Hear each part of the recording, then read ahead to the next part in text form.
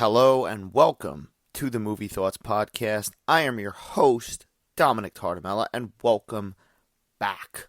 For those joining us once again, this is the Movie Thoughts Podcast. As I said, a fun-filled podcast where I rant and rave and give my thoughts and opinions on films. New films, old films, pieces of shit, big pieces of shit. Okay, so let's talk about it. Let's get into it.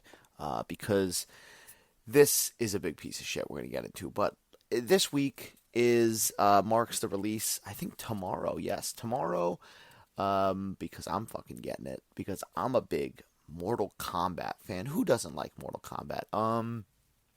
Fighting games could sometimes become a little one-dimensional, but I think Mortal Kombat, that's what I gravitate towards. I mean, I grew up with them as a kid. Those games were always funny and scary and fucking gory and everything. And I'm here as a 30-something-year-old man, and I'm still fucking buying Mortal Kombat games. So Mortal Kombat 1 for PS5, Xbox, Switch, everything comes out tomorrow. So in preparation, in preparation for that, I decided, should I watch? It was a toss-up, right?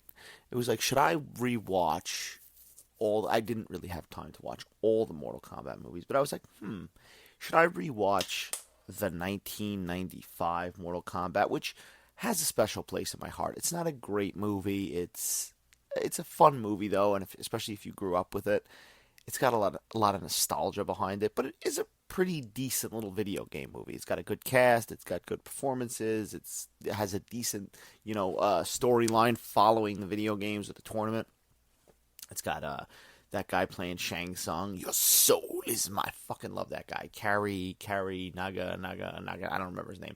Not gonna work here anymore for the Office Space reference out there, but that guy actually popped up in the last Mortal Kombat because they used him as Shang Tsung in Mortal Kombat 11. But let's not veer off to video game talk. But that guy was great as Shang Tsung. So I had this, what should I watch? Should I rewatch that? Should I rewatch the newer movie that came out a few years ago, which I actually really enjoyed? It came out during COVID, and COVID kind of fucked up its run. It was on HBO Max. I enjoyed that movie. I watched it a few times. I'm looking forward to the sequel coming out. We got Carl Urban playing Johnny Cage. Very excited about that. But I said, you know what? I'm not going to go there. I'm not going to go to those two. And what'd you think? What was I going to go? Maybe one of the animated movies? Which, honestly, the animated movies, there's 3 of them now. There's a 4th one coming out. They go straight to Blu-ray, video, digital. And they're quite enjoyable. I really like them because they capture what Mortal Kombat's all about. And they're bloody and they have language and everything, so it's not like cartoons for kids. But no, I didn't do one of those either. What I did instead was I took the road less traveled by, and I decided to rewatch Mortal Kombat Annihilation. That's right, that's the reaction that you should get when you bring up Mortal Kombat Annihilation, because let's face it, it's a steaming pile of shit. I mean, the best thing about this movie is probably that in the beginning of it, it has the song, right? It has the Mortal Kombat.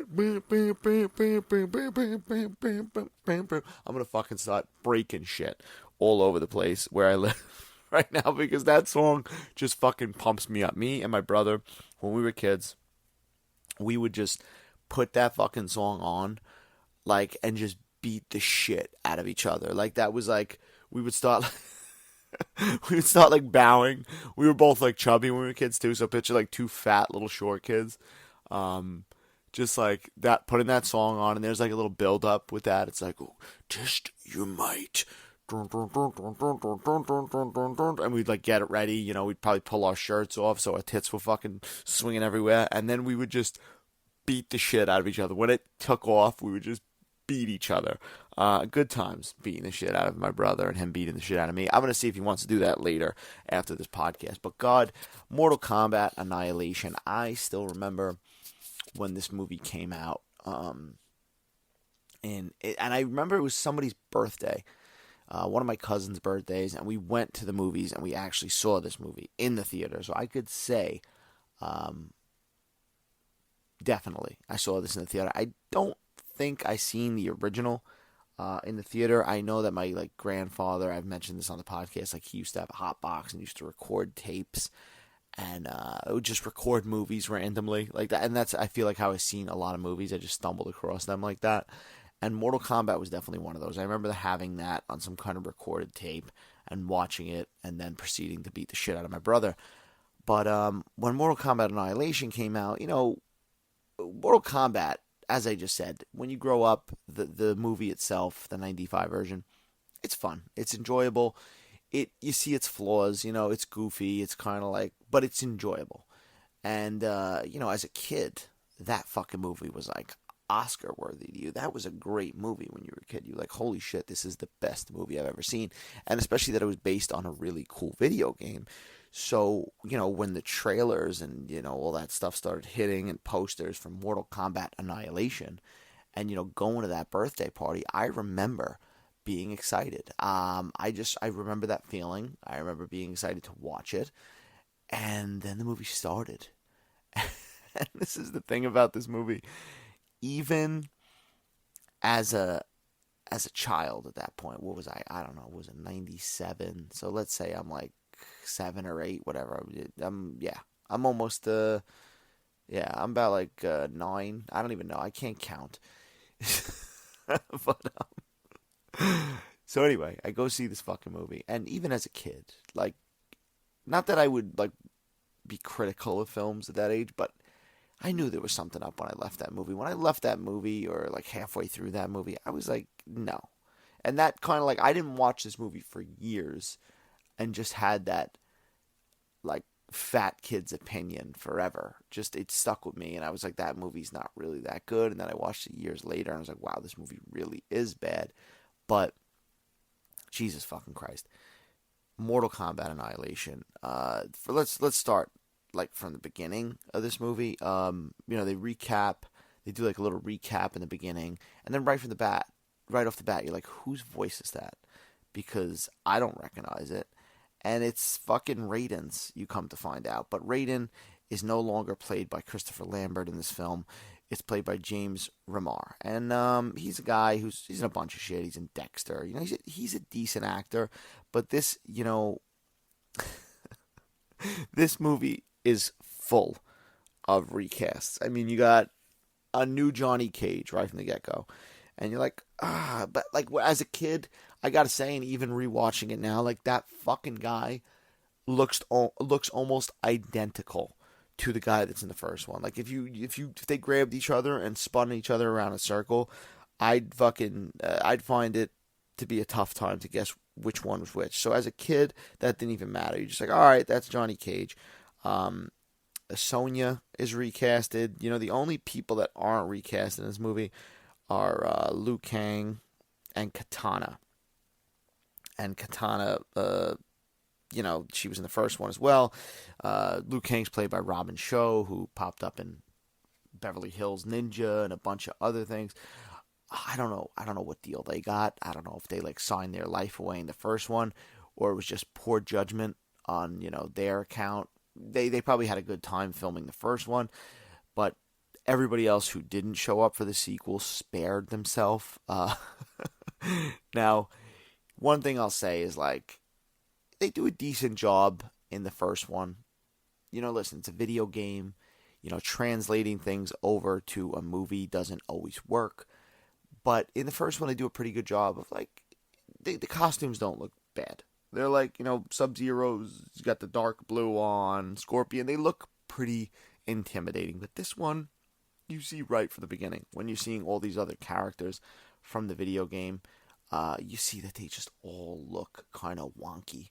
Like, everybody looks like fucking wonky. Like, Goro, for instance, in the first one, he's like fucking a puppet, right? He's a puppet in that one. He's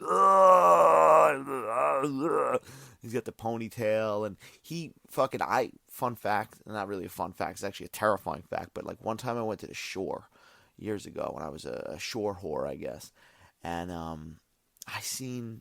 I wish I could say I seen a guy who looked like Goro, but I seen, this is the horrors, it's a cautionary tale on not to go to the shore.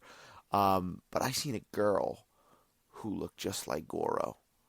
like just like that fucking puppet from the movie. Dark skin, just like terrifying ponytail. Really didn't look well.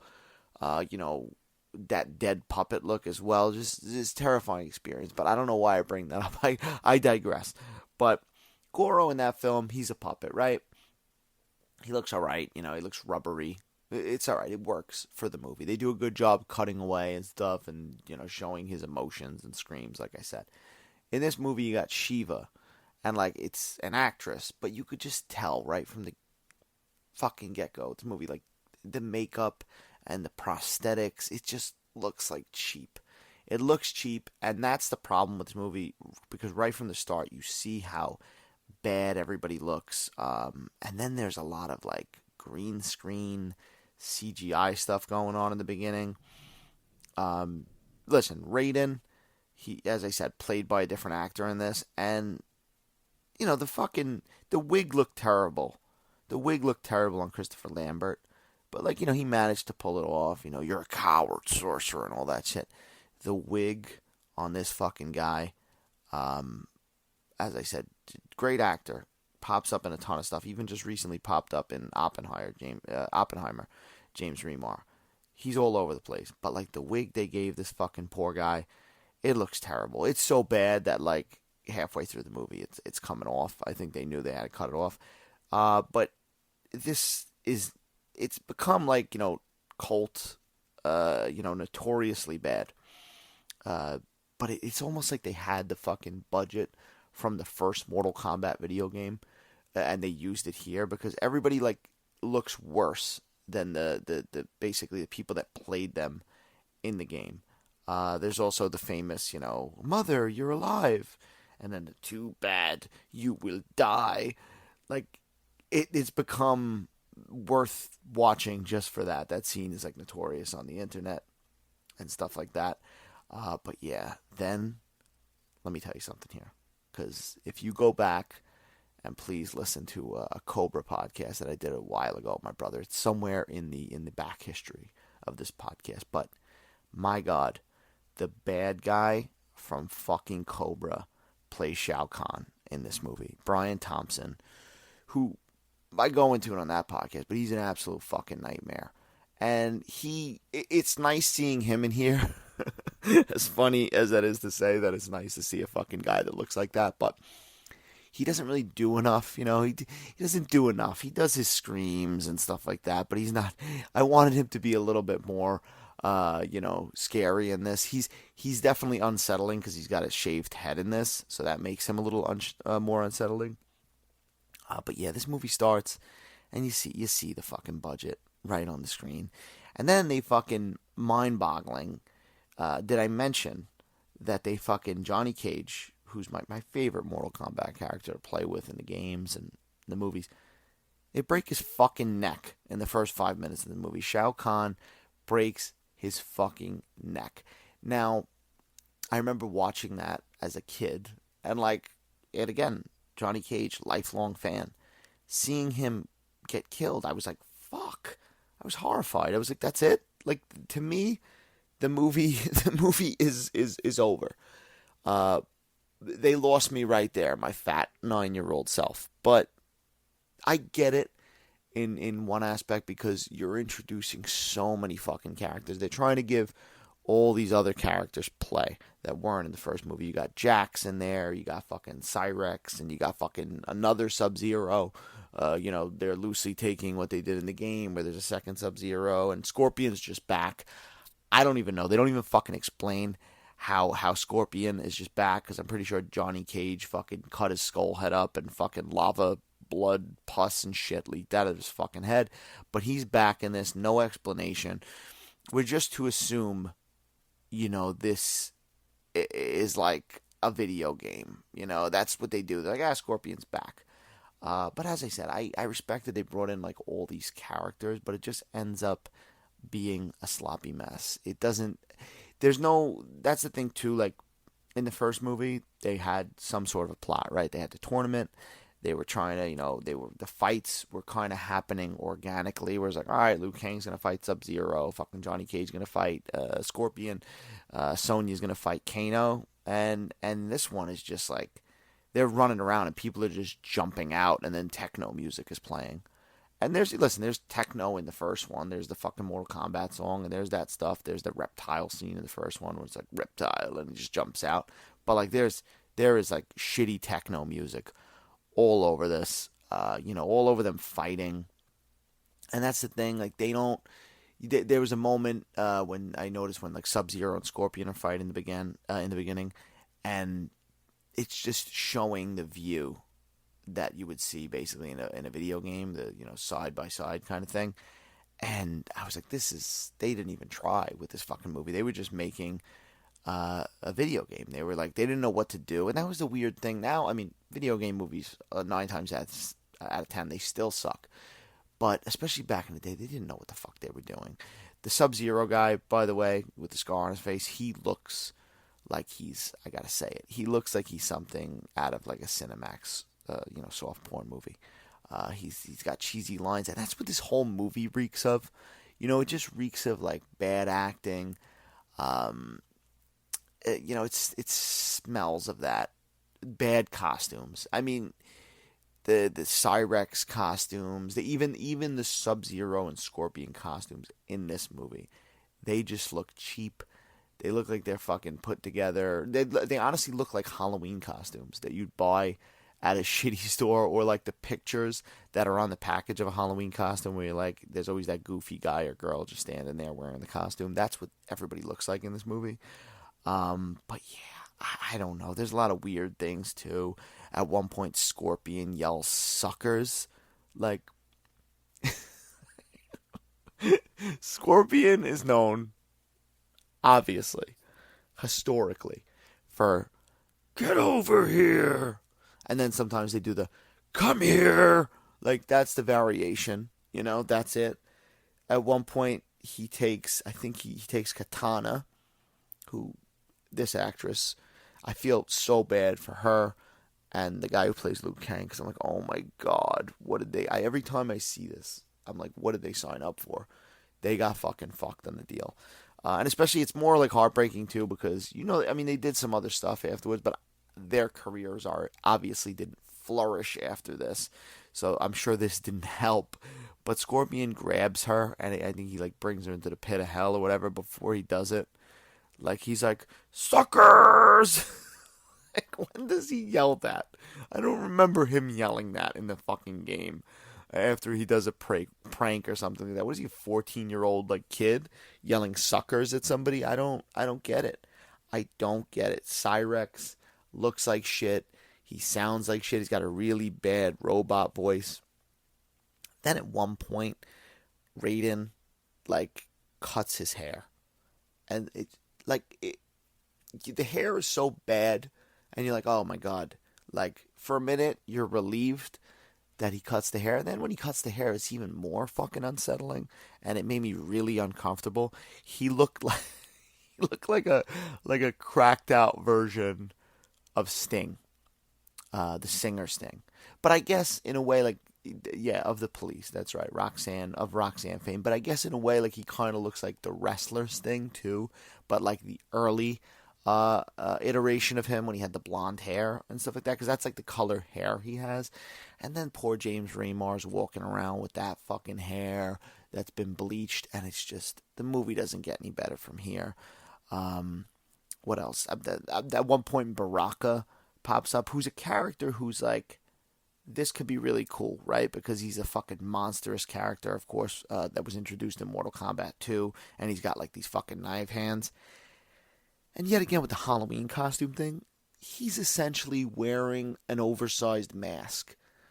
Like, an oversized mask, like with teeth, and they show quick shots of it, and it is so cheap. It's like they didn't even buy it at like Spirit Halloween or Party City or something. It's like you walked in like a drugstore or a pharmacy, and they have that shitty selection of Halloween masks. That's what it looks like. And that's everywhere in this movie. You see shit like that everywhere. The CGI battle at the end is fucking horrendous. there's like a three-headed dragon, and there's another fucking thing. And like, I get it. It was not, what is it, 1997? So people might be like, oh, it was 1997. The CGI wasn't great. But like, at this point, Terminator 2 had happened. At this point, Jurassic Park had happened. Those are two movies, obviously made by much better filmmakers, I'm sure. But those are movies that I think those effects in those films still hold up pretty much. They're a little dated, but there's no reason they should have looked this bad. Everything's kind of rushed, it feels like. There's also a scene when like Sonya and Jax go to run out. I think it's in the beginning of the movie. They go to run out when like Cyrex is going to blow up. And then they just like put them flying through the air with like flames in the background. Like, there's a lot of that. And like I said, like the first Mortal Kombat, it's not like it's like, oh my god, the effects are so good in there, but for the most part they work. Even when like the CGI reptile comes, it's definitely dated. It's they didn't probably have a big budget. And yet again, with the Terminator 2 comparison and the Jurassic Park, they probably didn't have as big of a budget as movies like that. But they could have did a little bit better. You figure it could have been a little better. I was reading something. I don't know if it was a producer on the film, but I stumbled across something on Wikipedia before, and it was like the movie, the effect. It was probably the special effects guys. Come to think about it, but they were like, the movie's effects weren't done. We didn't think they were done. They were kind of like temporary, and then whoever was in charge just took the movie and were like, all right, it's good to go. So I mean, if there's some truth to that, then it makes complete sense. But as I said, along with the